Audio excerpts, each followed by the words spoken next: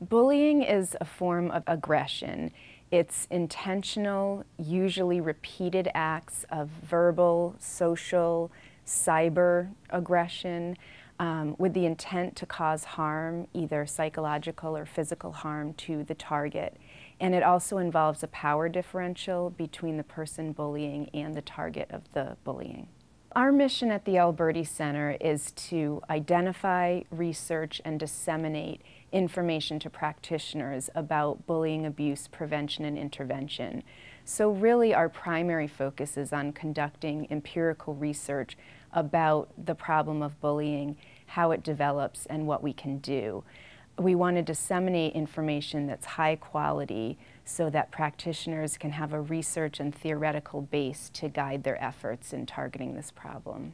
Well, I think there's such attention right now to the issue of bullying, and it seems like a lot of people have passion and want to make a difference. But I'm worried that that passion is not coupled with good science and theory behind it. So I think one of the things that the Alberti Center can do is conduct empirical research and also really look closely at what we know about the research in order to guide efforts, so that we're not just doing something that might feel right or makes logical sense, but that we have some evidence behind.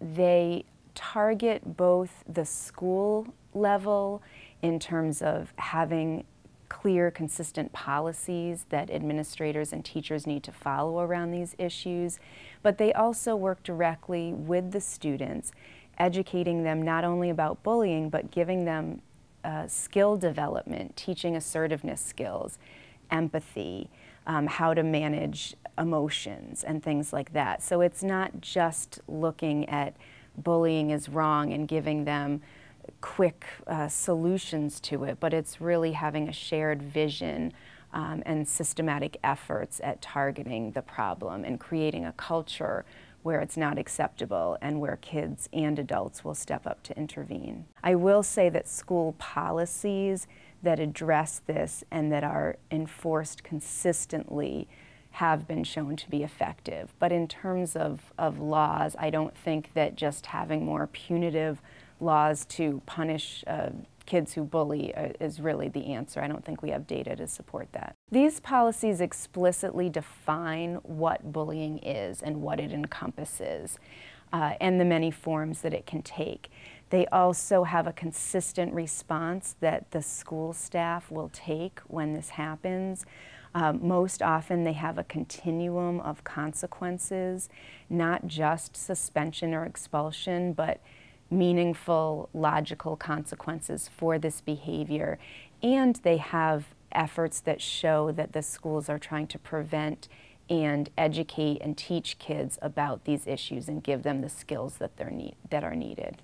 I think the most classic signs are torn clothing, unexplained injuries, missing belongings, things like that.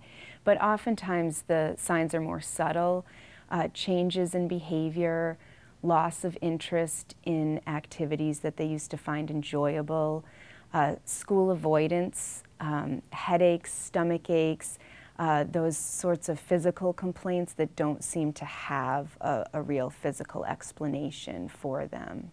If you think your child is being bullied, start the conversation. Tell them what you've noticed about their behavior and that you're concerned. Ask explicitly about peer relationships, about if there's bullying at school.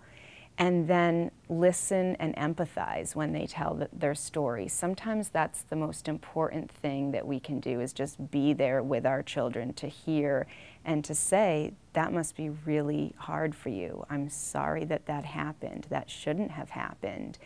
And then join with the child about what you're going to do about it. Parents obviously need to take the lead on the efforts, but kids are more aware of the peer culture and the culture of school to know what could make it worse and what could make it better, so we need to involve them in the conversation. Also, contacting the school and getting the school involved. We don't recommend that parents try to address this directly with the parents of the child who's bullying. It's better to get a third party involved, and the school is the most logical choice. In order to work effectively with individuals that bully, it involves a combination of responding to the behavior in on-the-spot intervention, in terms of intervening, saying that it's wrong, and applying appropriate consequences. But it can't just be about punishment, it also needs to be about teaching acceptable alternatives to the behavior, identifying what it is that is feeding into the behavior, whether it's their cognitions, believing that they're superior to others and others deserve this, whether it's their need for power and control, and are there more adaptive ways that they can go about getting that. My name's Amanda Nickerson. I'm the director of the Dr. Jean Alberti Center for the Prevention of Bullying, Abuse, and School Violence.